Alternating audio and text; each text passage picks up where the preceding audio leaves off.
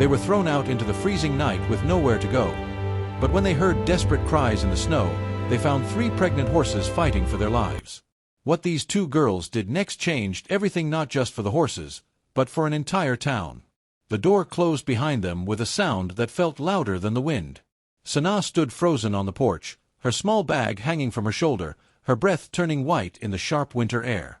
Beside her, her younger sister Amina wiped her cheeks with trembling hands. Neither of them spoke at first. The argument still echoed in their ears, each word heavier than the last. Go. Do not come back. The house that had once felt like shelter now looked distant and unfamiliar. A single light glowed through the window, but it offered no warmth. The cold moved quickly through their thin jackets, pressing against their skin as if reminding them they no longer belonged anywhere. Sanaa forced herself to step forward. She was 19. She had to be strong. Amina was only 17, and the fear in her eyes cut deeper than the winter air. "It will be okay," Sanaa said softly, though she did not know if it was true. They walked down the empty road. Snow covered the ground in a thick, uneven blanket. Their shoes sank with each step. The town was silent, as if it had turned its back on them as well. The sky hung low and dark, promising more snow before morning. Amina's voice broke the silence. "Where will we go?" Sanaa swallowed. She had no answer. Their savings were small. Their friends were few. Pride and shame mixed painfully in her chest. The wind rose without warning, sharp and restless. It carried a strange sound through the night. Faint. Weak. Almost like a cry. Both girls stopped walking. They listened. For a moment, there was nothing but the whistle of air across the frozen fields. Then it came again.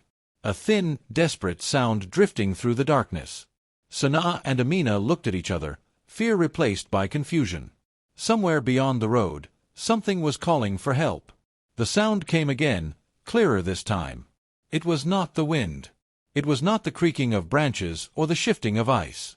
It was a living sound. Weak. Strained. Filled with pain. Sanaa felt her heartbeat quicken. She stepped off the road and into the open field, her boots sinking deep into the snow.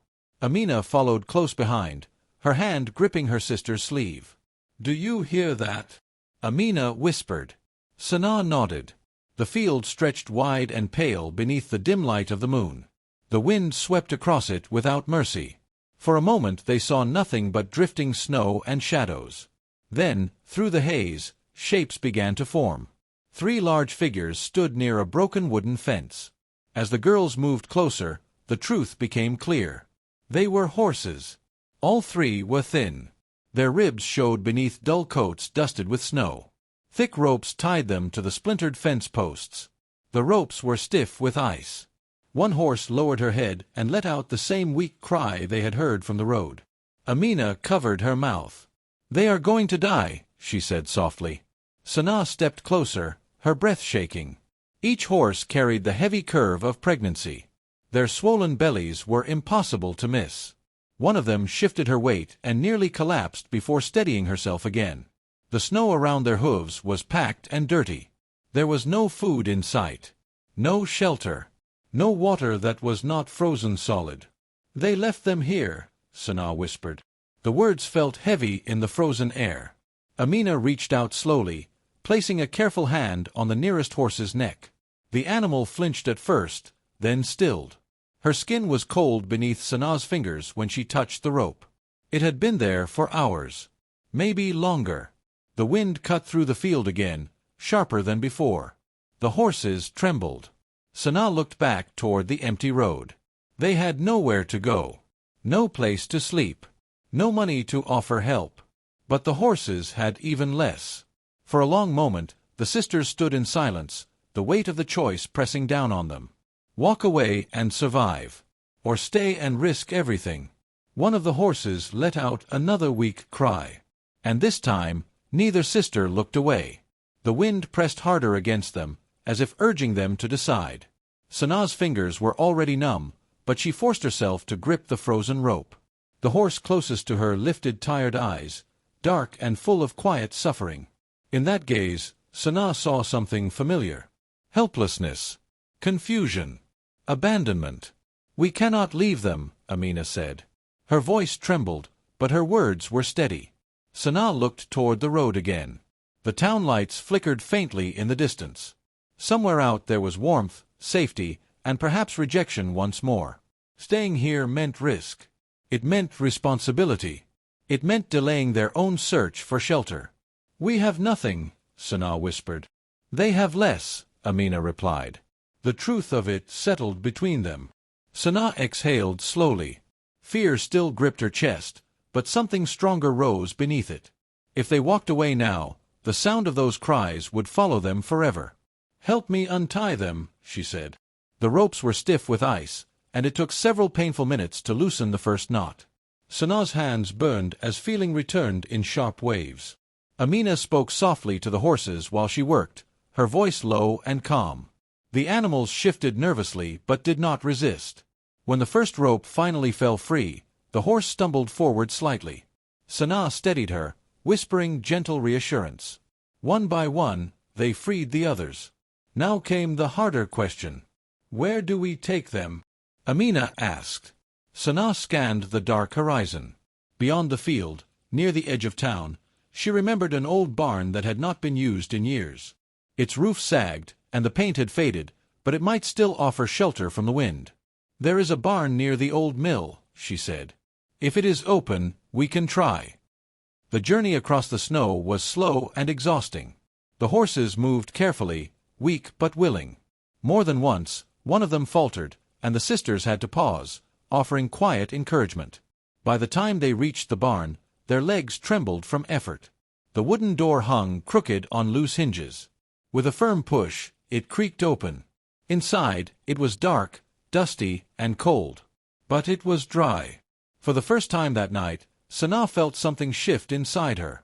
They were no longer just two girls left in the cold. They were needed. The barn smelled of old wood and dry earth. It was not warm, but it shielded them from the biting wind. Sanaa guided the first horse inside while Amina cleared a space on the ground, brushing aside loose debris with her boots. Moonlight slipped through cracks in the wooden walls, casting pale lines across the floor. The horses stood close together, their breath rising in soft clouds. Up close, their weakness was even more visible. Their sides moved heavily with each breath. "We need hay," Amina said quietly. They searched the corners of the barn and found small piles of old, dry hay scattered along the walls. It was not much, but it was something. They gathered it into a thicker bedding area and spread it beneath the horses. Sanaa found an old bucket near the door and carried snow inside, setting it near them to melt for water. The hours passed slowly. The cold settled deep into their bones.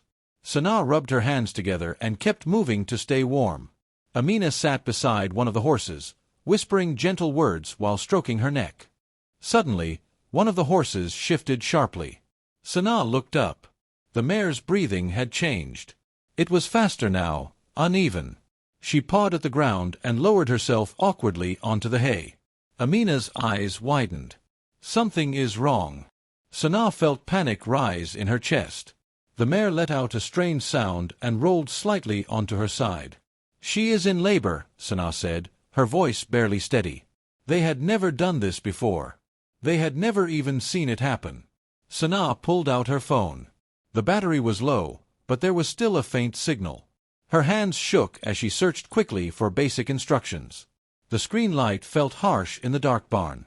"Stay calm," she murmured, more to herself than to Amina. The wind battered the barn walls as if testing their strength. Inside, the mare strained again. Amina knelt beside her, fear shining in her eyes but determination holding her in place. Time lost its meaning. Minutes felt like hours. Sanaa followed the simple guidance on the screen, speaking softly to the horse, encouraging her through each painful effort. Then, finally, there was movement. A small shape emerged onto the hay. For a moment, everything was still. Then the tiny foal shifted weakly. Amina gasped, tears spilling down her cheeks. "It is alive." The mare lifted her head and nuzzled the newborn gently. Sanaa released a breath she did not realize she had been holding. The cold no longer felt as sharp. In that broken barn, under a roof that barely held against the wind, new life had entered the world. And for the first time since they had been turned out into the night, hope flickered warmly in their hearts. The first light of dawn crept slowly over the horizon, pale and trembling like a fragile promise. Inside the barn, the warmth of the mare's breath mingled with the faint scent of hay, and the tiny foal had begun to stand on unsteady legs. Its small hooves slipped slightly on the straw, but with gentle nudges from its mother, it found balance. Sanaa and Amina sat huddled together on the floor, exhausted and stiff. Their faces were smudged with dirt and streaked with tears, but their eyes shone with a quiet wonder. 4 hours, they had battled the cold, the uncertainty, and their own fear. Now, the first reward of their courage unfolded before them. Outside, the world was waking. Snow glimmered in soft morning light, and the wind had softened, leaving a crisp silence. Birds, tentative at first, began to stir. The barn, which had seemed empty and lifeless the night before, now held life in its most fragile form. A sound outside made Sanaa glance toward the door. Footsteps. Careful, measured. A man's voice called out softly, asking if anyone was there. The girls exchanged a glance, tension gripping them. Could it be someone who would send them away? Or worse, take the horses from them? The barn door creaked, and a farmer stepped inside. His eyes widened as he took in the scene: 3 exhausted horses, a tiny foal wobbling on the straw, and 2 young girls sitting among them, shivering but determined. He stared for a long moment, silent, as if trying to decide whether this was real. Sanaa stood slowly. We found them," she said, voice firm despite fatigue. "They were abandoned. They were going to die if we left them." The farmer's expression softened. The lines of suspicion in his face gave way to understanding. He nodded slowly, kneeling beside the girls and the animals. "You did the right thing," he said. "We'll get them some proper care." For the first time since the night had begun, the girls felt a weight lift. The cold, the fear, and the pain were still there, but a new light had entered their lives. In the soft glow of dawn, hope was no longer distant. It was tangible, alive, and breathing alongside the small foal. Word of the rescue spread quickly through the small town.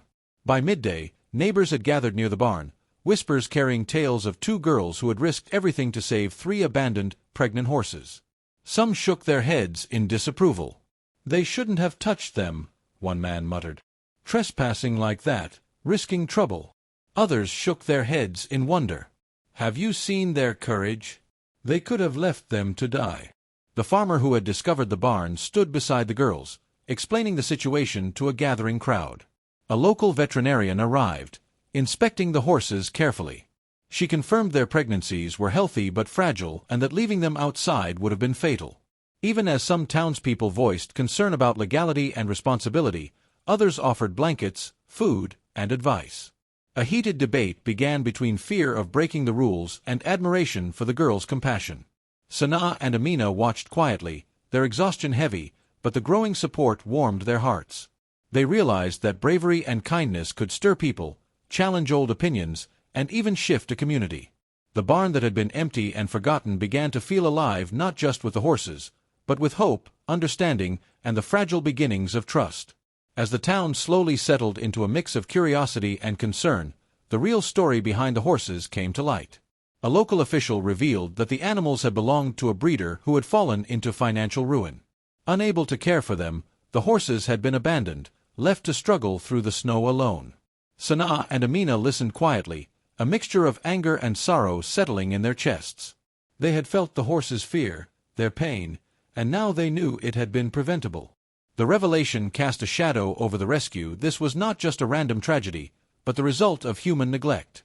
Authorities debated ownership. Legally, the horses still belonged to the breeder, even though he had abandoned them. The girls feared that all their efforts might be undone, that the animals they had risked so much to save could be taken away.